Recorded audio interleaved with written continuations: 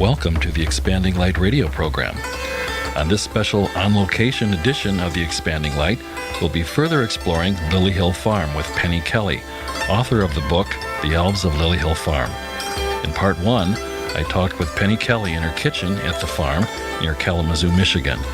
We learned that shortly after purchasing the farm in 1990 with her husband Jim, that she discovered, to her amazement and delight, that her farm was inhabited by a family of elves. We're about to take a walk with Penny to explore the farm now, to listen to the stories about her initial meetings with Alvy and his elf family, and to get acquainted with Harvey, better known as Pan. And later, we'll be paying a visit to the Elf Grove near the wild area near the back of the farm, next to Golden Mountain, where we'll have a conversation with the elves. Are you ready? Okay, let's go. Just jump in the back seat of Penny's four-wheel drive and let's head for the wild area. When I first met the elves, I was walking right along this path. This is our compost.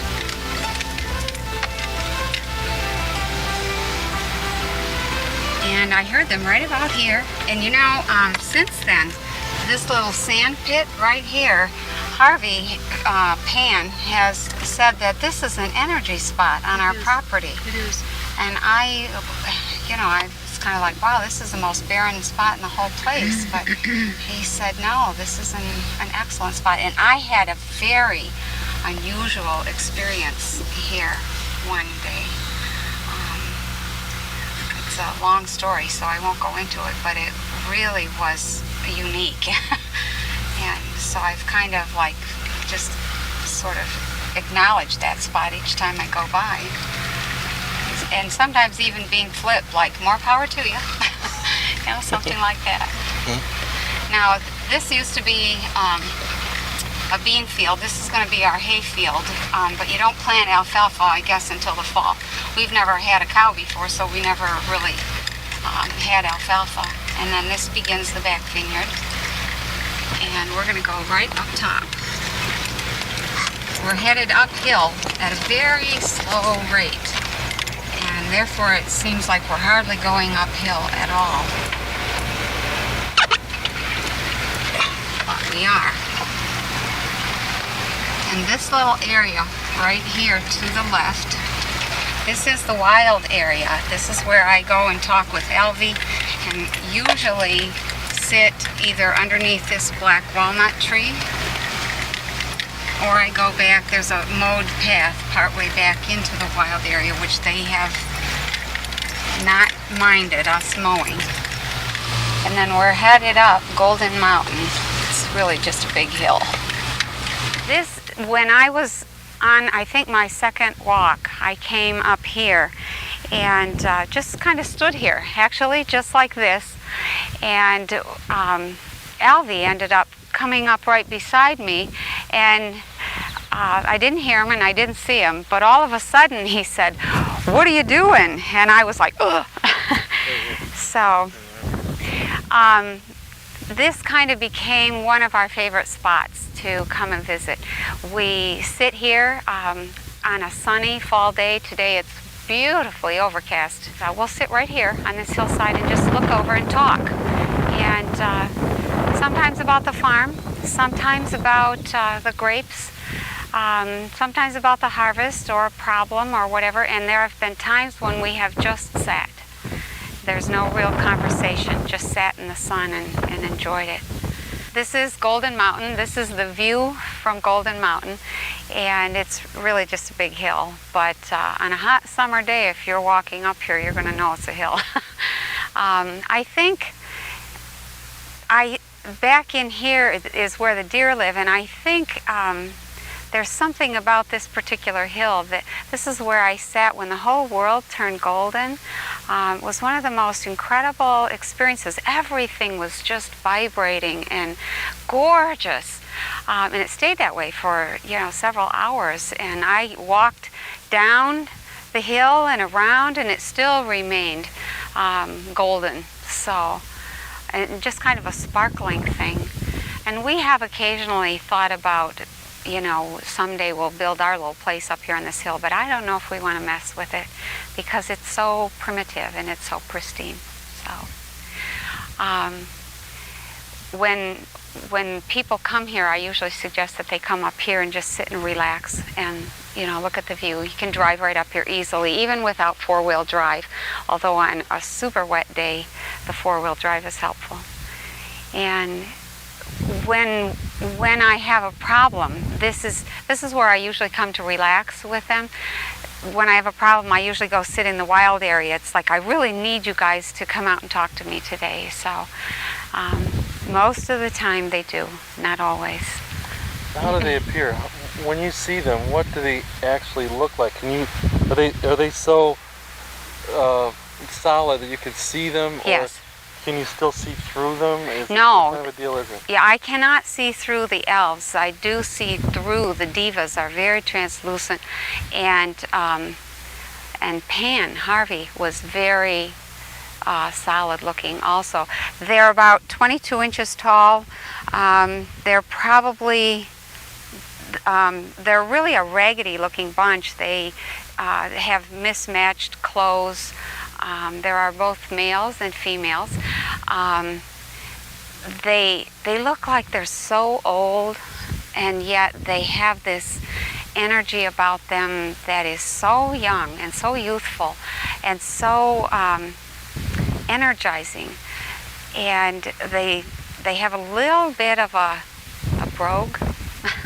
I guess I didn't know that until this television program came on, something about an angel, and the gal on there from Ireland has that same kind of sound. And when I heard her, I thought, oh, she sounds just like Alfie.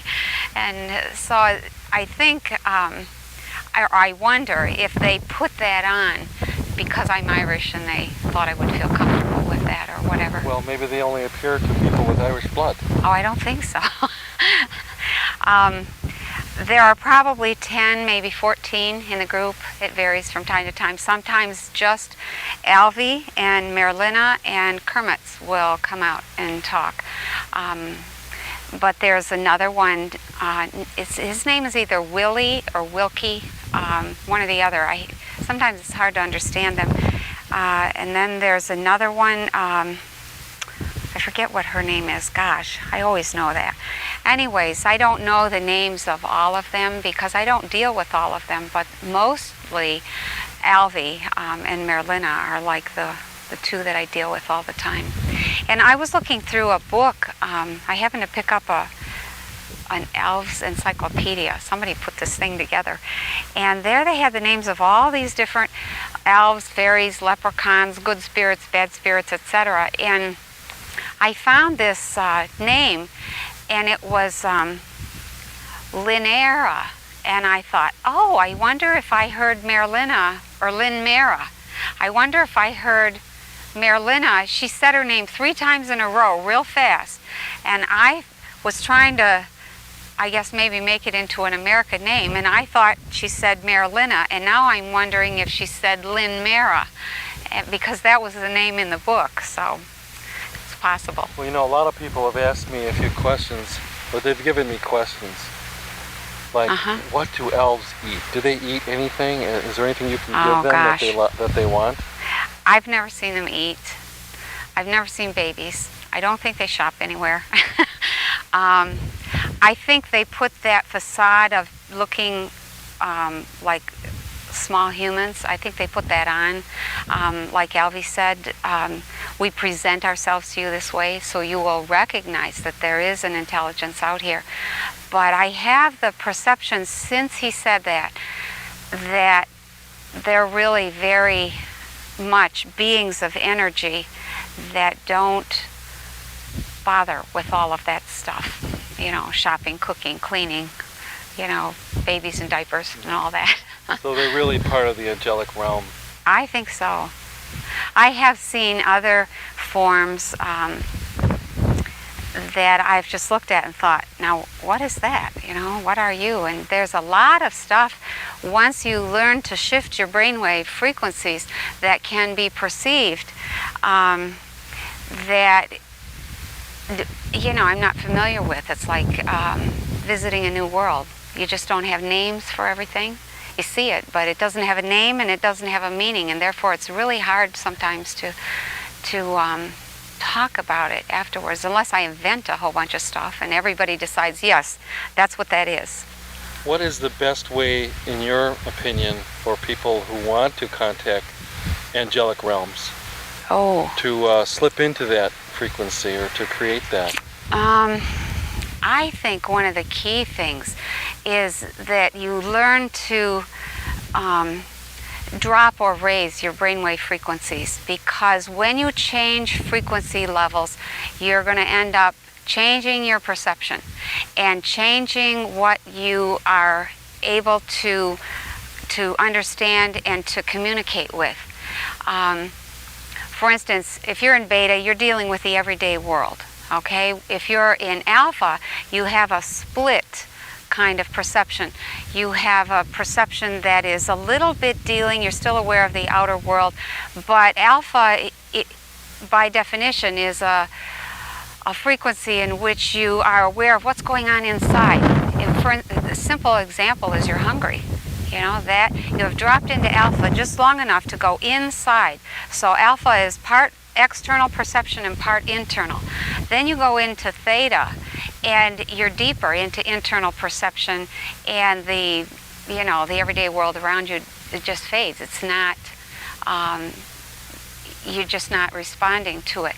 When you learn to shift into like some of the higher regions, high beta, boy, there's a lot of stuff, a lot of realities and dimensions that are outside yourself, but are so fine and so, I want to say, ephemeral, if you know what that word means. It means real light, translucent, energy, light.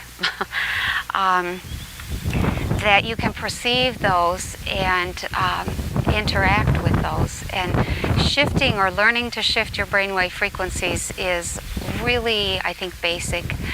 People do it when you dream. In fact, all day you're supposed to be, if you were living a natural life, moving from delta, which is sleep, into theta, into alpha, into beta, into high beta, back into beta, down into alpha, back into theta, and you just keep doing that. You spend about 2 hours in each, maybe an hour and a half to 2 hours in each frequency. And when you cycle through those naturally, you find your perception shifting.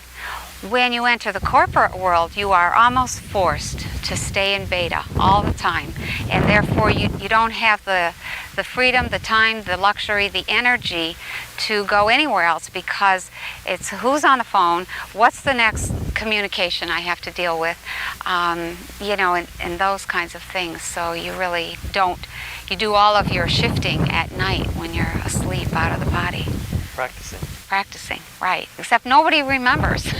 It takes some skill to... There's a whole group of people who do out-of-body work. Yeah. When they go to bed. Yeah, so maybe that's kind of in another... Yeah. Similar but different. It's a whole different area. I have done a lot of that. For 10 years I was involved in dream research. I have 10 years worth of dreams, 3, 4, 5, 6 every night. And some of them are very interesting. I think, overall, the second thing is that just stick your neck out there, open your mind, open your eyes, open your heart, and ask somebody, communicate with me, somebody talk to me, and then listen, because almost always you're going to hear it in your head first, and the first thing you're going to do is say, oh, I just imagined that. That's not real. So go with it. Yeah, stick with that. And the second trap for people is that they end up saying, they'll ask a question. Okay, they need to know something about their garden. So they ask a question, and they get an answer, and they say, oh, I would have said that anyway. Well, that just is a validation that you have the answer already, and you have some common sense about you and some connection with nature. But if you stick with it, there's going to come a time when you get an answer that you would not have given. And you're like, where did that come from? Should I listen to that? And you need to honor that answer. You need to do what the suggestion was, or sometimes it'll just be a thought that flashes by. And you need to keep in mind that the beings in the other dimensions are very aware that we have free will here, and they cannot interfere with that. And so all you're going to get is a thought or an idea, or maybe just a quick Sometimes you'll hear a voice and it'll be distinct, sometimes very distinct. A southern drawl and you're a northerner, or something with an African accent or a Swedish accent or whatever. So you have to trust. And you have to, sometimes you'll get an answer and it's like, well, you'll know intuitively that that's not the answer that you need, but you have to honor that as well. And when you take that step, then you get the second piece. So it works. So it's a staged process. Right. And eventually you get to where you'll have what I call my 8-track mind, where there's clairvoyant information coming in, clairaudient, clairsentient, as well as a lot of things in alpha and beta and theta. And and if somebody asks a question and says, can you see how my sister is feeling over there, then yeah, I can. And I don't have to stop and do all of the ritual drop down. It's just like, what do they call that when you get the channel? Channel changer. Channel surfing. It's just like channel surfing for me. And so I don't have to stop and do anything unusual. So nobody knows, and I like it that way. Nobody knows what I'm doing inside and all the perceptions that I'm weaving together into, for me, something that is a very rich and wonderful reality that is far different, I think, than what most people experience, although I did not appreciate that for probably 15, 16 years. I was, let's be normal again, let's get everything back to normal. So now it's just like, yeah, this is normal. What's the problem? Go ahead and talk and walk. I think the thing that amazes me about this place is that when we bought this, we came from across the state, and when I look at our life there, which was so involved with educational consulting, and so we were computer dealers, I was a computer repairman, all of that, and we wanted the physical to balance all that head work, and I look at my life now and it's like, oh, it's a different world, just completely different. And this is one of the worlds that I consider this to be like a special spot. This is the wild area. Right in here. We came back here one night and we said, oh, that place, that corner of the farm is just all messy, it's overgrown, we need to clean that up. And that was the night that Alvy came right to the back door and knocked and said, what are you doing back there? Why don't you leave that alone? That's our spot, and it's the only spot that's really left that isn't being manipulated and torn up and redone, etc. And so we said, oh, okay, so this is, they allowed us to have a little mowing path around it, but we don't go in there and we don't mess with it. And it really has an energy all of its own. So I come back here and I just walk along here. And this is where I talk to Alvy. And also I have seen the Diva of the woods, I call it. A very unusual face appeared one day, right about the same height I am. All green leaves stuck around him and a bird in his head. And just a very unusual creature that I had, or being that I had quite a conversation with about trees. And after that began to understand the importance of trees. They do several things. One is they reach deep into the earth and they bring up nutrients to give to their leaves, and then the leaves fall to the ground and you make that into compost or leaf mold or leaf mulch, and it is a way of remineralizing the soil and getting excellent nutrients. The second thing is that the tree has a huge electromagnetic field which interacts with wind, calls wind, tells wind to go away, catches wind, and modifies or moderates wind. And when you tear down all the trees, you get freak storms and freak winds, and you also get freak rain because the wind brings or carries rain. And so the message that we had gotten from the trees was that the more trees you cut, the more violent your storms are going to be, and the more you are going to end up having a habitat that you cannot be safe in. So we have become very conscious of trees. If you read the book, you'll see that. This tree right here in front of me was one of the trees that was accidentally cut down or partly cut down, and it had big branches dangling in the wind. It looked like a dismembered corpse at one point. Either it's got a lot of vines growing on it, or it's got some new growth coming out of the base of it. So it's, every time I see that tree, I'm reminded that we really need to have more trees, both for the nutrients they bring up from the soil and for the shade they offer, and for the fact that they clean the air and add oxygen to the air. And they smell beautiful. It's incredible how the trees smell. And sometimes when I walk by a tree and smell its particular scent that it has, I'm just so struck by how individual the trees are. It's wonderful. They all have their own personality? Yes, they do. Yes. Have you yourself had any negative entities or experienced anything like that would you consider dark? Nope. In fact, really this addresses some of the information from my earlier book, but I don't really think that there is, let me put it this way, most evil is a manifestation that we have created. My experience is that even confronting, I don't know, I can't really say this without it sounding out of context, but you end up, when you begin to enter some of the other realms, really encountering a lot of different kinds of situations that you could get frightened about, but they aren't evil.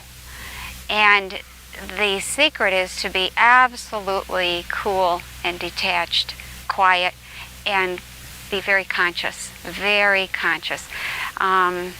Most energy forms out there that might, I use the word interfere with what you're doing and where you're going, are either curious or they think you might have something, and it's a very simple matter to withhold that in that quietness. It's not really a matter of being selfish, it's just a matter of, now wait a minute, you know, what do you think you're doing here? Or not even that much. It's just being very still, and they very quickly lose interest and disappear. Even when they seem to have gotten somehow inside of you, or you have gotten inside of them. And I come back in here, goes back just a little ways to the clearing.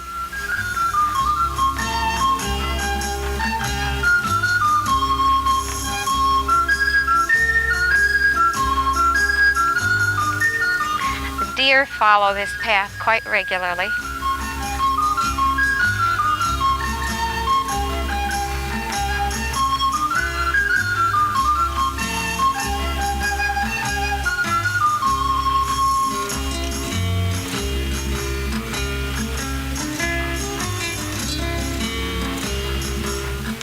Usually when I am coming out here, I just talk.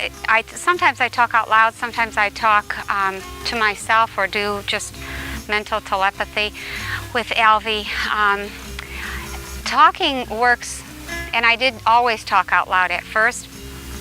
Now I find that to be very slow and very clumsy, and they're much faster than talking really allows, and so most of the conversations that we have now are just mind to mind. I form a question, I project that, I have an answer almost instantly, and the conversations go very quickly. So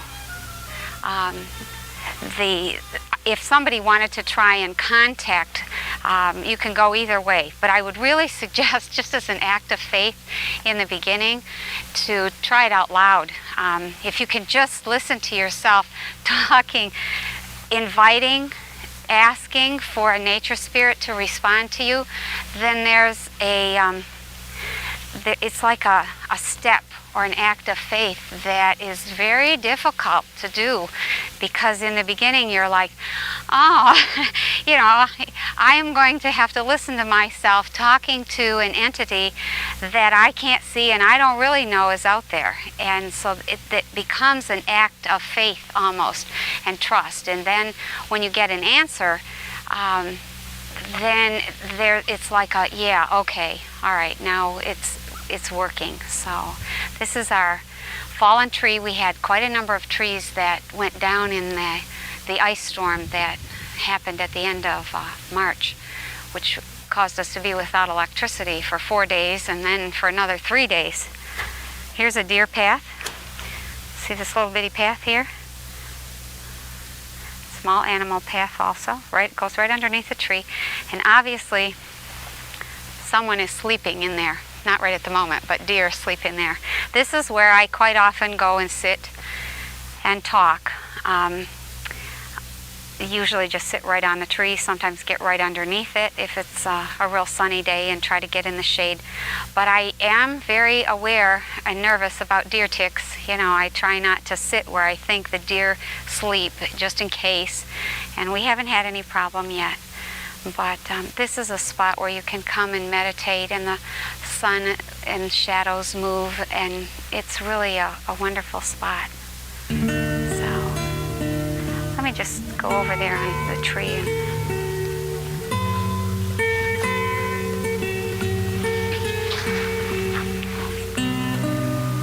Hey, Alvy.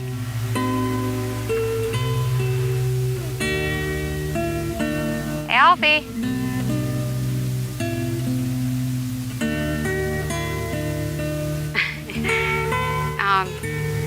I'm sorry, he's responding and I'm listening, and so it probably looks as though nothing's going on, but I'm listening.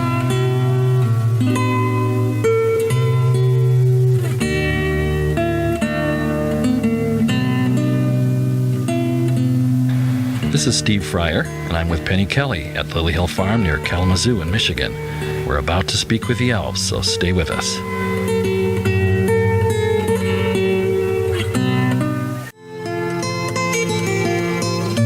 Welcome back to the second half of part 2 of our very special on-location edition of the Expanding Light radio program. This is Steve Fryer, and I'm with Penny Kelly at the Lily Hill Farm in Michigan. We're in the wild area near the back of the farm, and we're about to speak with the elves. Let's hear what they have to say. Hey, Alvy.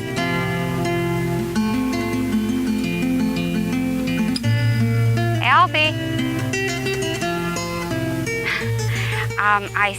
I called Alvy. I have some friends here, some company, and after the second call, I got it. Yes, we know. And so then I said to him, "This is Steve, and this is Lily," and they said, "Yeah, we're interested in Lily," and I said, "Oh, okay." So then there was a little bit of a quiet there. They wanted to know, you know, did I want something or did I need something? And so I was telling them, really, no, we have company. That I didn't really want anything specific, just for them to maybe speak up or maybe even show themselves. Well, maybe Lily has some questions. Yeah, do you have any questions, Lily? I want to ask why they're interested in you. What are you experiencing right now? I'm experiencing a flood of energy. It's very sweet. Yeah, I can hear you. Let me unplug. I'm experiencing a flood of energy. Come in next to her. We have Lily with us, and she's about to experience the elves. Oh, I hope so. Well, I guess I have to make my intention clear. And all morning I've been thinking what a pleasure it would be to make this connection, and I feel it somewhat on an energetic level. I feel a very great sweetness around me right now. Yeah, sweetness is like a grace. Yeah. There's something not unlike the angel, the touch of an angel. Well, I'd like to get a message, more from them. That they Let's go back to give them the audience. Just say they can speak to thousands of people right now through this method, They don't normally like it. Well, They'd rather get a human to do it in almost every case. Through you, I mean. Okay, let me just ask. Okay, this was kind of to the point.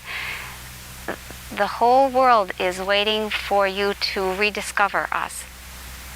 The world of plants and trees and flowers and small animals. I hope I get this straight. Every plant exists to fill a need in a human. And if you could just be aware of that,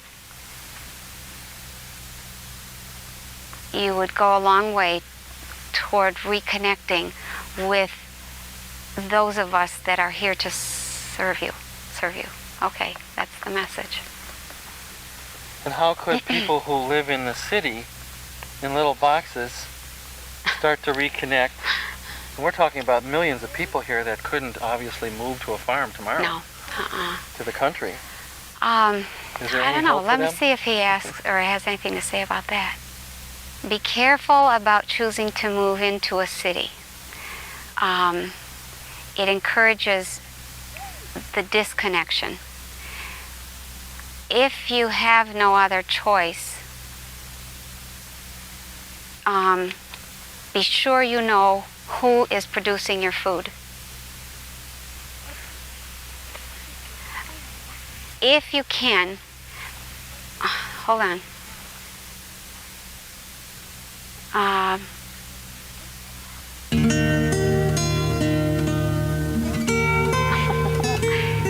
Okay, now this is interesting. This is a new piece for me. If you can only grow one thing in a pot of soil or peat on your patio, for instance, if you can only grow one plant, one food plant is the picture that I have, in a pot on your patio, then let the connection with that plant be complete. And you could make such a connection with that plant that that particular plant will heal almost anything. You could use it to heal almost anything. Plants will adjust according to our need, I think he said. And that the connection could be strong enough to do that. Now that's really kind of far-fetched in my estimation. That's almost the opposite of saying that all these plants have an individual purpose. Yeah. All the herbs I'm picking out. Right. That's very cool. If the communication with that plant is good enough, deep enough, strong enough, then you can get that plant to intercede with you to do lots of different things. Well, maybe they could suggest, for starters, for practice, what kind of plant would be ideal for this purpose? Okay, hang on. A couple of plants. Doesn't matter the kind of plant, it just needs to be something edible. They're suggesting anything from a parsley to a tomato to a carrot to a peach, small peach tree. That's quite an undertaking, I think. A peach tree. Some people are more ambitious. Yeah, right. To a bunch of lettuce, almost anything. But it needs to be a food plant. Now, how do they... And a few flowers, I guess, might be acceptable. How do they suggest getting in touch with that plant? Is there some kind of a way to pray or be or think? No, that we've talked about that before. Their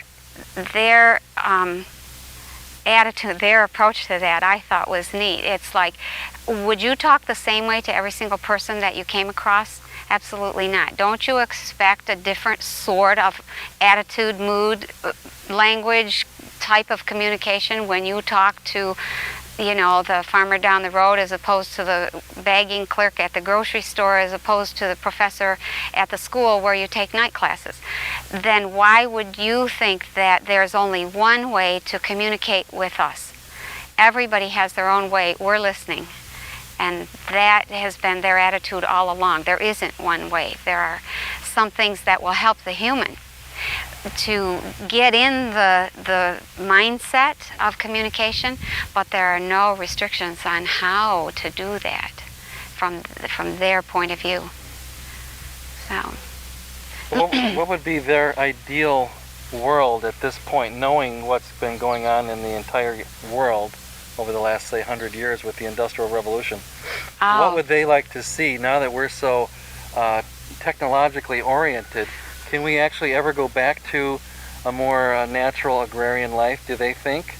Do they think it's necessary? No, they don't. They have, and we have talked about that from time to time, they have painted a picture of the best of technology combined with the best of the agrarian practices. They have also painted a picture of extended families who live together, and I've seen that in other, or seen that and heard that from other beings that I've communicated with. You people need to group together in smaller groups than a city or a town, and that you need to grow your own food and communicate with one another, and the purpose of life is self-development. It is not to get a college degree or get ahead or whatever, and that growing your food is the work that the family does in order to nourish the people who will then take that superior nutrition and create a healthy body and therefore a very spiritual mind. It's one of the premises, in fact, that Rudolf Steiner said, is that you can't have spiritual development or the strength of will to carry through with a goal or a plan if you don't have the incredible energy and health that you need to support the body to do the work. So that has run through almost all of the conversations and communications that we've had with the elves and the divas and the nature spirits and a few other beings, is that you guys don't realize how far you've fallen from this peak of physical energy which comes from superior health. So, and therefore you don't have the will or the strength of mind to carry through with a lot of good ideas that you have, but they just sort of get frizzled away. Ask them if there ever was such a thing as a Garden of Eden, an ideal state. Oh, we have talked about that. Their attitude is, this was what they said to me when I first asked about that was, what do you care? You're creating one.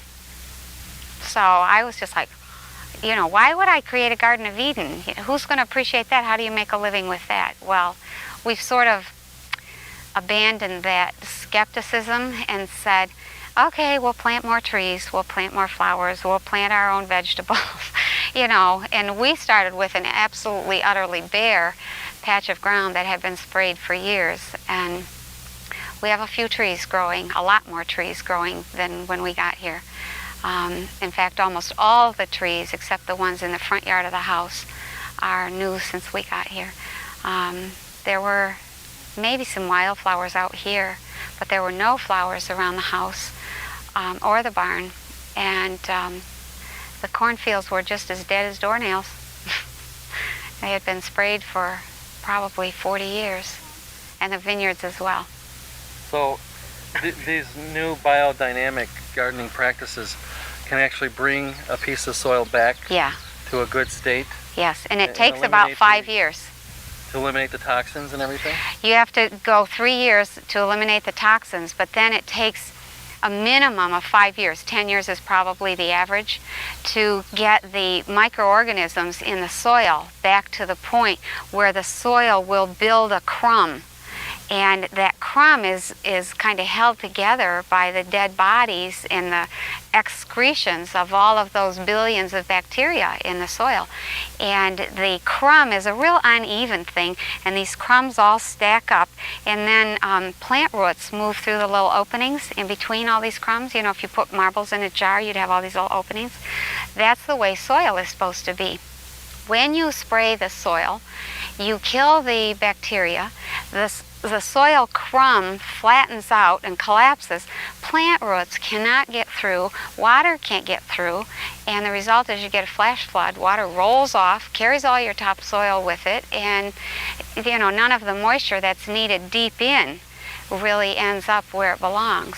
So the process of rebuilding soil is a long, slow, really back-breaking, time-consuming process. It's worth it when you're done, but it's kind of daunting when you start. Do you know of any other farmers that are doing this process? Biodynamics? Around here? Not personally around here in southeastern Michigan. I know that there are one or two. I can't think of what towns they're in, but we don't know them. We've just been given their names. Most of the people that we know are either in Georgia, Virginia, there's a place up in Connecticut, a couple places in California, big grape growers using organic biodynamic practices. The Zinnecker farm in Wisconsin is the oldest biodynamic farm in America. And a few places here and there. I think there are a grand total of 200 farmer gardener people in the U.S. growing biodynamically. The huge majority are in Europe. So it's a very slow, not well known way of getting superior nutrition. Because if you just grow food in an old field that's been sprayed and you don't put any pesticides on it, and you haven't sprayed that field for 3 years, you can file all the papers and pay the $200 and say, I've got organic food, but it doesn't necessarily have the nutrition in it. So you want biodynamic. Right. And you can see the difference in a chromatograph, the incredible difference. In engineering, form and function are critical. You don't have the form, you don't get the function. And when you look at the chromatographs, which is a little paper plate that you drop juice onto and spin the plate, in a biodynamic juice, you get these incredible formations on the paper. In just ordinary vegetables or fruit that is nutritionally deficient, you get a blob of color with no formations in it. It's really amazing. And there are sometimes 200% increases in nutrition in biodynamic foods, sometimes more. So it's a big difference. It's enough to rebuild a body, and that's the critical thing, is every day you're using that body, using it up. You need to be able to really not only rebuild but compensate for getting old. And if you're not doing that, you're going to go down. You're going to go down, you're going to hurt, you're going to pay, and then you're going to be dysfunctional. And that's not what life is about. It's to grow old and use all that wisdom that you worked so hard to get in the first 50 years. In the last 50 years, you use that. So it's tragic that all that's being lost. Well, maybe we could have a few parting words to Alvy and the other elves. All right. Let me say goodbye. Okay. Let me ask him if he has anything more that he wants to add. Just don't be shy. Okay, tell him I won't be shy. Okay. They have a way of all saying good together. Good.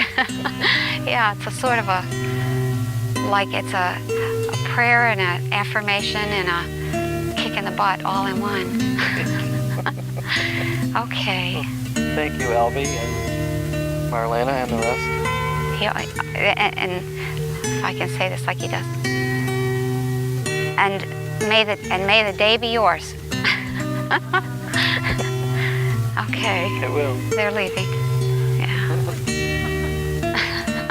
He is the most marvelous energy.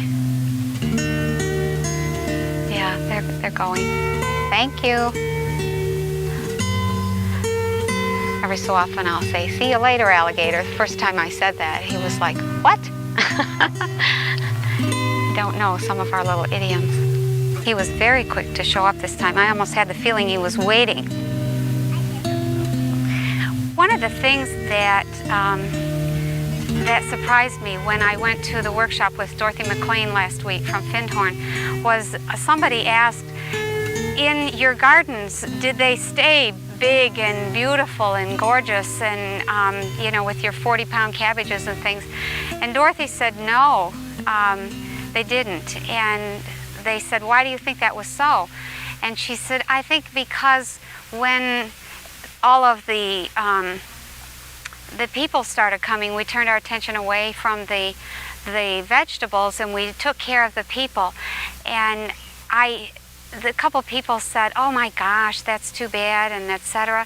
And I think the one thing that we have made a commitment here is that's what it's about, is to take care of people. And I don't want to lose that connection with them. I don't think I ever will, but I think really that balance between nature and people and, you know, one another and all of that, that there's a real magic there. When you hit it just right, it works for everybody. What do you call that? The nature of balance. Alvy's favorite phrase. You know, why don't you explore the nature of balance instead of trying to restore the balance in nature? You don't know what you're doing. And so we've kind of, we've thought on that an awful lot and realized that it's pretty presumptuous to be thinking that we know what that balance is and that we can restore that. Really and truly, it's something that we need to allow and work with nature and learn from her. And I think we can renew ourselves in the process as well as nature.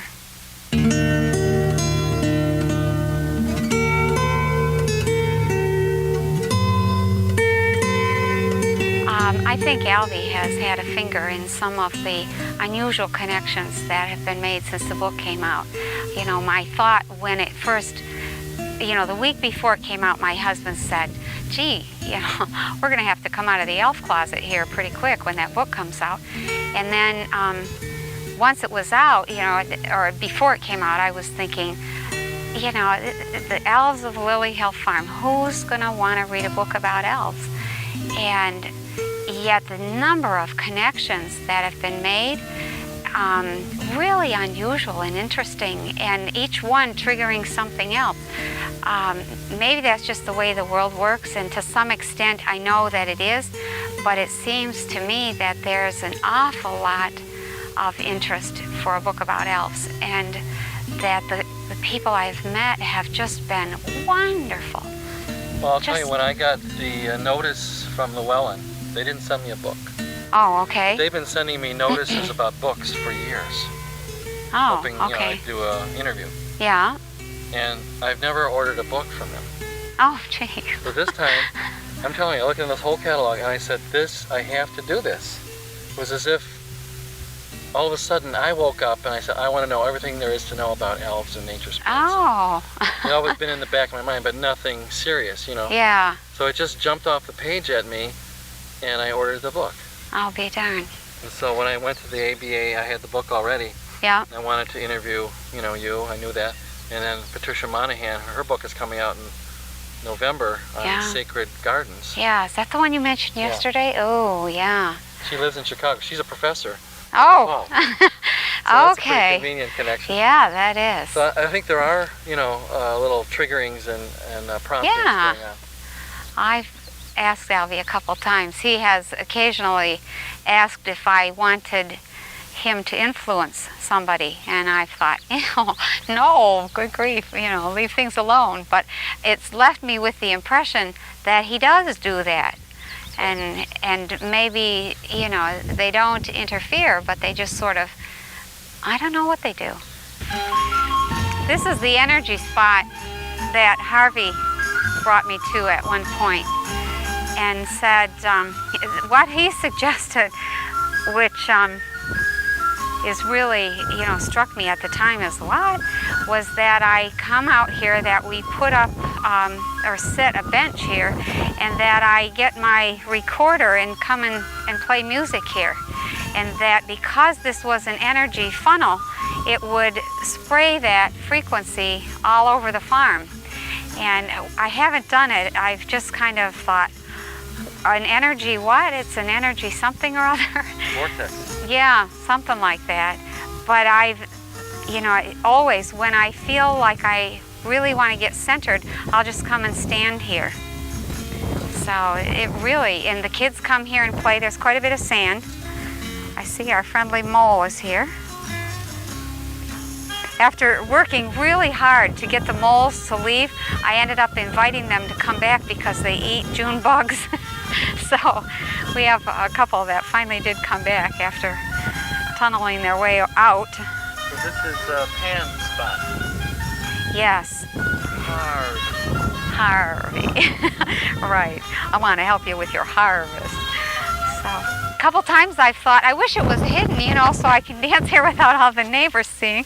But, there's just something about this spot, I guess. I had an experience here of coming back here, and the earth opened up, about a coffin-sized, shaped opening. And I heard this voice say, "Get in." And I thought, get in. I have claustrophobia. I'm not getting in there. And the voice said, "Get in." And I thought, oh my God, okay. So I stepped in and said, "Lay down." And I thought, oh no, I had this terrible fear of being buried alive. So the voice kept encouraging me, and finally something in me just said, just trust. So I laid down and the earth shut. And there I was underground, and I thought, oh my God. And I calmed myself down. First thing after I got calmed down was I heard this ba-boom, ba-boom, ba-boom. And somebody said, "That's the heartbeat of the earth." Yeah. And I thought, oh. So I listened to that for a little bit. And then I heard this this noise. It was like, you know how saran wrap or wax paper will crinkle and crackle, or paper when you crackle it? It was like this crackling sound, magnified a whole bunch. And all of a sudden, I could see the earth moving like all above me, and these roots were growing down, and they grew all around me and went right through me. And I just stayed there. I didn't move. I thought, okay, what's next? And they stayed that way, and a whole year, perceptually, a whole year went by while I was in the ground. The roots went through me, they ate, they drank, and then toward the fall, I was aware of their feeling and their thinking as it was getting cold, their sense of satisfaction at having completed a year. And there were a lot of things that I experienced. I wrote it all down afterwards. But finally, the earth opened up, and said, okay. And so I got up and I went back to the barn, and I was standing there in the barn when this tall, black, naked woman with almost no hair came in through the door, and I just looked at her and I thought, my first thought was just shock. I really didn't have a thought. And I asked her what she was, and she said, "I'm the earth. I am of the earth." And she said, "Come here." And she put her hands out toward me, and I went to walk toward her thinking she was going to shake my hand or hug me, and she stepped right in and stayed with her face looking out the back of my head. And she said, "You are now one with the earth. You have given life to the plants and the seasons. When you have a problem, look through my eyes." And I was like, oh, okay. So there have been once or twice, 2 times that I have, in like a fit of, what am I going to do? Finally thought, just turn around, look through her eyes, look out the back of your head, and had some amazing kinds of insights from that. And I can't explain all of that, but it was a very unusual experience, and I still don't know what to make of it all. I have so many experiences that I can't take them all in. That's a wrap on another special on-location edition of the Expanding Light radio program. See you again next week. I'm Steve Fryer.